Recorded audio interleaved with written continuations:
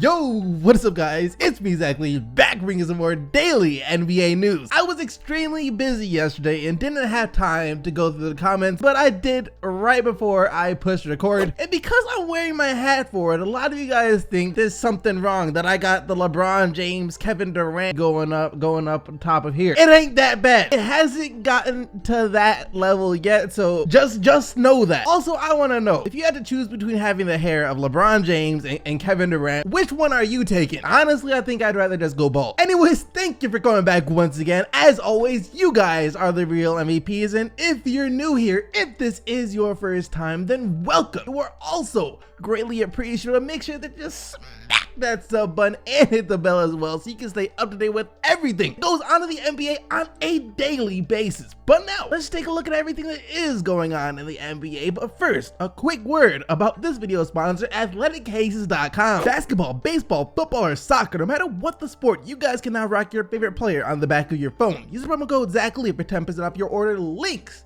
are in the description box below. First up in the news, whatever slim chance the Rockets had of actually getting LeBron James in free agency, it's pretty much gone now, as according to Adrian Wojnarowski, Chris Paul wouldn't be willing to take a pay cut and is demanding a max contract from the Houston Rockets, as he said this: when the Rockets made the deal for Chris Paul, knowing they would re-sign him once he hit free agency, they made a conscious decision that they were going to have to live with paying him $46 to $47 million a year's salary when he's not nearly the same player anymore in his late 30s. But we're gonna make a run at it now. We want to win a championship now. We'll deal with Paul's contract later. Also saying, we'll see how that plays out in their contract talks with Paul here in free agency. Chris Paul didn't turn down $200 million from the Clippers because he thought somehow the Rockets were gonna talk him into saving them luxury tax money. I don't imagine it playing out that way. He is about to gut them for every penny that they have. And I love Chris Paul as a player. I would really love to see him win a ring, but I pray to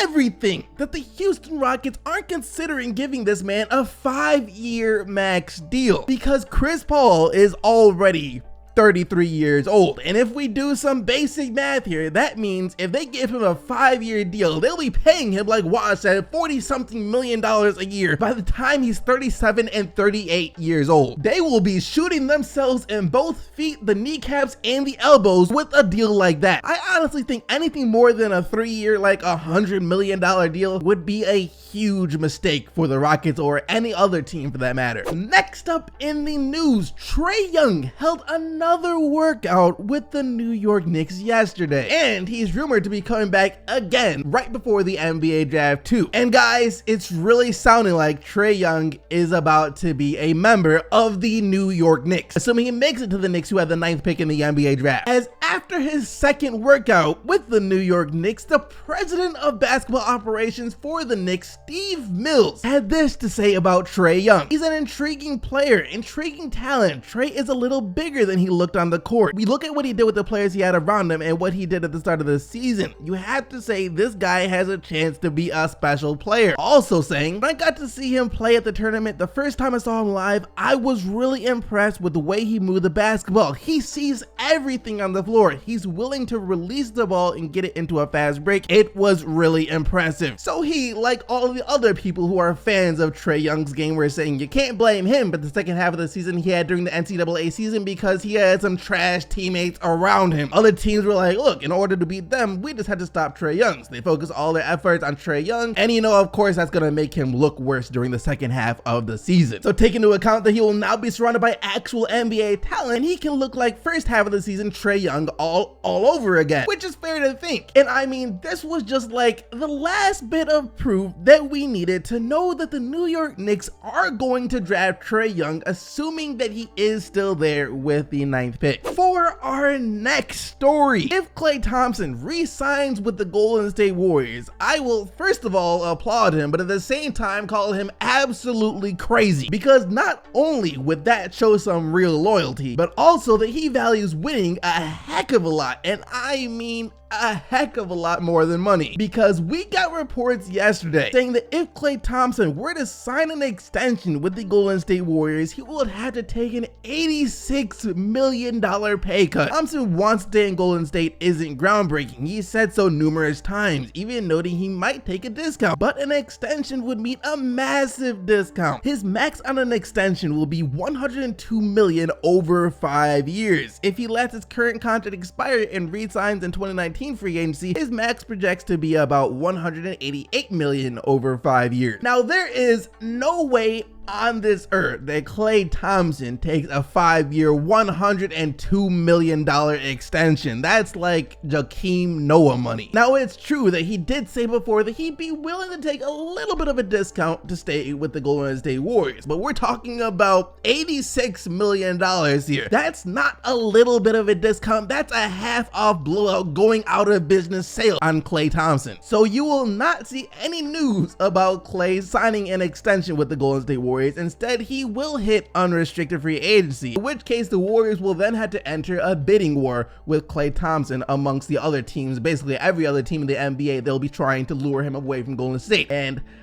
that might not be too great for the Warriors, since other teams are going to have a lot more money to offer him than the Warriors will, like a lot more money. For our next little bit of news, we just have a little bit of news about Isiah Thomas, as he just took a massive shot at the Cleveland Cavaliers on Jimmy Kimmel Live last night. As when he was playing a game, he said this. I'm like the Cavs, I'm gonna get swept. IT was already pretty hated by Cleveland Cavaliers fans for how poorly he played in the 15 games he spent with the Cleveland Cavaliers. Also, all the trash talk he was talking about for a lot of reasons. And of course, this isn't going to help things get any better. Next up in the news, speaking of players that are hated by Cleveland Cavaliers fans, the most hated player on the Cleveland Cavaliers by Cavs fans right now is, of course, Jordan Clarkson. As I will try and put this in the nicest way I possibly can. But if a landfill and a Kardashian were to have a baby together, that baby wouldn't be nearly as trash as Jordan Clarkson has been for the Cleveland Cavaliers in the playoffs. And check this out, a Twitter user broke down specifically just how bad Jordan Clarkson has been. And well, there's no way to describe it, so here it is. Jordan Clarkson's last assist came at 6 minutes and 16 seconds left in the fourth quarter in Game 4 against Toronto. Since then, he has played 113 minutes, scored 39 points, shot 28% from the field, 16 of 56 field goals, only 6 of 21 from deep, only 2 turnovers. That's actually a pretty good stat right there. 1 free throw attempted, and of course, 0 assists. So that's in 9 games combined. 7 game series against the Boston Celtics, and then the first 2 games against the Golden State Warriors. That's everything that Jordan Clarkson has been able to do. And just to put things into even more perspective here, LeBron James did more in Game 1 against the Warriors than Jordan Clarkson has done in those 9 games combined. In the 19 playoff games that he's played so far, Clarkson has only scored a whopping 90 points. LeBron James scored 80 points by himself in the first 2 games against the Golden State Warriors combined. Once again, in the 19 playoff games that Clarkson has played in these playoffs so far, he has tallied 13 assists. LeBron James had 13 assists by himself. Would have been more